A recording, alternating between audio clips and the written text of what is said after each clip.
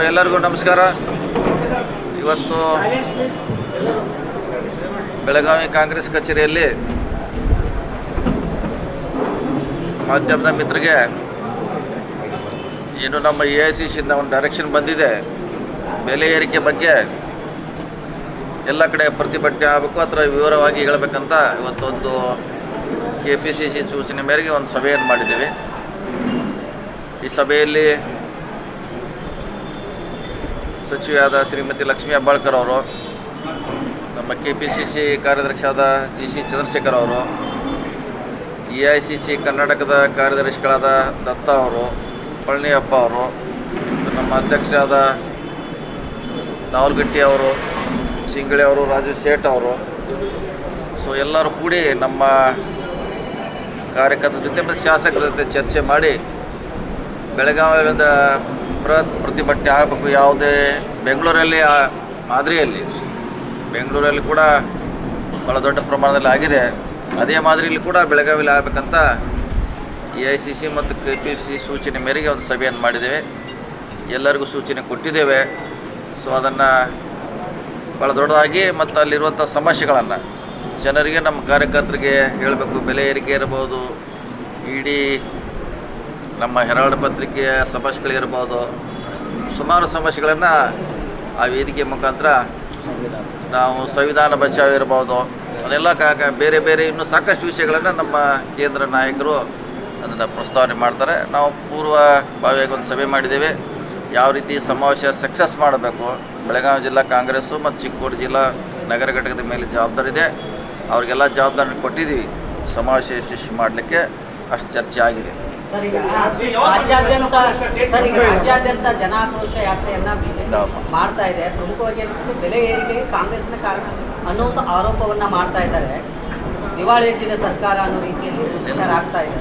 ನೋಡಿ, ನಮ್ಮದು ಕಾಂಗ್ರೆಸ್ಸಿಗೆ ಬೆಲೆ ಏರಿಕೆ ಸೀಮಿತವಾಗಿರುವಂಥ ಸಿಸ್ಟಮು. ಕೇಂದ್ರ ಸರ್ಕಾರ ಮೇಲೆ ಭಾಳಷ್ಟಿದೆ. ಅವರು 11 ವರ್ಷಗಳಲ್ಲಿ ಸುಮಾರು ಬೆಲೆಗಳನ್ನು ಏರಿಸಿದ್ದಾರೆ, ದೊಡ್ಡ ಪಟ್ಟಿನೇ ಇದೆ ಅದು. ನಮ್ಮ ವಿರುದ್ಧವರು ಜನಾಕ್ರೋಶ ಅಂತ ಎಲ್ಲ ಕಡೆ ಹೋಗ್ತಿದ್ದಾರೆ, ಹೇಳ್ತಿದ್ದಾರೆ. ಮೊದಲು ಅವ್ರು ತಾವು ಮಾಡಿದ್ದು ಹೇಳ್ತಾ ಇಲ್ಲ, ತಾವು ಮಾಡಿದ್ದು ಹೇಳಬೇಕಿಲ್ಲ. ಫಸ್ಟು ತಾವು ಸಾಕಷ್ಟು ಮಾಡಿದ್ದಾರೆ. ಅದನ್ನು ಮುಚ್ಚಲಿಕ್ಕೆ, ತಮ್ಮ ಸಮಸ್ಯೆಗಳನ್ನು ಮುಚ್ಚಲಿಕ್ಕೆ ನಮ್ಮ ಮೇಲೆ ಅಂತ ಒಂದು BJPಯಿಂದ ಒಂದು ಯಾತ್ರೆ ಮಾಡ್ತಿದ್ದಾರೆ. ಪ್ರೊಟೆಸ್ಟು 2 ಡೇಟ್ ಇಟ್ಕೊಂಡಿದ್ವಿ, 27 ಅಥವಾ 28. ಅದನ್ನು AICC ಅವ್ರು ಯಾವುದು ಡೇಟ್ ಕೊಡ್ತಾರೆ, 2ರಲ್ಲಿ ಒಂದು ಮಾಡಲಿಕ್ಕೆ ಪ್ರಯತ್ನ ಮಾಡ್ತೀವಿ. ಇದೇ ತಿಂಗಳು ಬರ್ತಾರೆ. ನಮ್ಮ ಜನರಲ್ ಸೆಕ್ರೆಟರಿ ಅವರು ಬರ್ತಾರೆ, ಸುರ್ಜೇವಾಲಾ ಅವರು, KC ವೇಣುಗೋಪಾಲ್ ಬರ್ತಾರೆ, ಇನ್ನೂ ಅನೇಕ ನಾಯಕರು ಕೂಡ ಕಾಂಗ್ರೆಸ್ ಬರ್ತಾರೆ. ಇಲ್ಲ, ಒಂದೇ ಬೆಳಗಾವಿಯಲ್ಲಿ ಒಂದೇ ಮೀಟಿಂಗ್ ಮಾಡ್ತೀವಿ.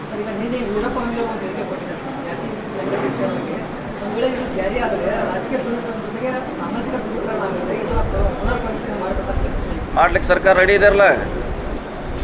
ಸರ್ಕಾರ ಅದನ್ನು ಪುನರ್ ಪರಿಶೀಲನೆ ಮಾಡ್ಲಿಕ್ಕೆ ರೆಡಿ ಇದೆ, ಚೇಂಜ್ ಮಾಡ್ಲಿಕ್ಕೆ ರೆಡಿ ಇದೆ, ಎಲ್ಲ ರೀತಿಯ ತಯಾರಿದೆ.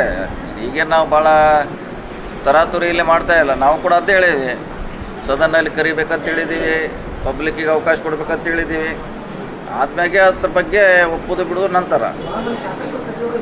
ಅದೇ ಹೇಳಿದ್ರಲ್ಲ, ಎಲ್ಲ ಚರ್ಚೆ ಆದಮೇಲೆ ಅದೆಲ್ಲ ಆದ್ಮೇಲೆ ಮತ್ತೆ ಒಪ್ಪುದು ಬಿಡೋದು ಕ್ಯಾಬಿನೆಟ್ಗೆ ಸಂಬಂಧಪಟ್ಟದ್ದು, ಸರ್ಕಾರಕ್ಕೆ ಸಂಬಂಧಪಟ್ಟದ್ದು. ನೀವು ಹೇಳ್ತಾ ಇದ್ದೀರಿ ಬೆಲೆ ಏರಿಕೆಗೆ BJP ಕೇಂದ್ರ ಸರ್ಕಾರನ ಕಾರಣ. 100%. ಅವ್ರು ಹೇಳ್ತಾ ಇದ್ದಾರೆ ಈ ಗ್ಯಾರಂಟಿ ಯೋಜನೆಯಿಂದ ಇವ್ರು ಏನಂತ ಅದನ್ನ ಸರಿದೂಗಿಸ್ಕೊಳ್ಳಿಕ್ಕೆ ಇಲ್ಲಿ ಬೆಲೆ ಏರಿಕೆ ಮಾಡಿದ್ದಾರೆ ಅಂತ BJP ಅವರು ಹೇಳ್ತಾ ಇದ್ದಾರೆ. ಎಲ್ಲೋ ಒಂದು ಕಡೆ ಏನಂತಂದ್ರೆ ಜನರಿಗೆ ಗೊಂದಲ ಸೃಷ್ಟಿ ಆಗ್ತಾ ಇದೆ. ಅದೇ ಗೊಂದಲ ಆಗಬಾರ್ದಂತೆ ನಾವು ಹೇಳ್ತೀವಿ. ಈಗ ಅವ್ರ ಕಾಲದಲ್ಲಿ 5 ವರ್ಷದಲ್ಲಿ ಎಷ್ಟು ಏರಿಕೆ ಮಾಡಿದ್ರು, ಟ್ರಾನ್ಸ್ಪೋರ್ಟು, ಹಾಲಿನ ದರ, ವಿದ್ಯುತ್ತು, ಇವೆಲ್ಲ ಹೇಳ್ತಾರಲ್ಲ, ಅವರಲ್ಲಿ ಇದೆ, ನಮ್ಮ ದಾಖಲೆ ಇದೆ, ಸರ್ಕಾರ ದಾಖಲೆಯಲ್ಲಿ ಇದೆ. ಅವ್ರದ್ದು 2 ಸಲ ಹೆಚ್ಚು ಮಾಡಿದ್ರು. ಮತ್ತು ಕೇಂದ್ರದಲ್ಲಿ ನಾವೇನು ಹೆಚ್ಚು ಮಾಡಿದ್ವಿ, ಅವ್ರು ಹೆಚ್ಚು ಮಾಡಿದ ದಾಖಲೆ ಇದೆ. ಅದನ್ನು ಆ ಸಭೆಯಲ್ಲಿ ಹೇಳುವಂಥ ಪ್ರಯತ್ನ ಮಾಡ್ತೀವಿ.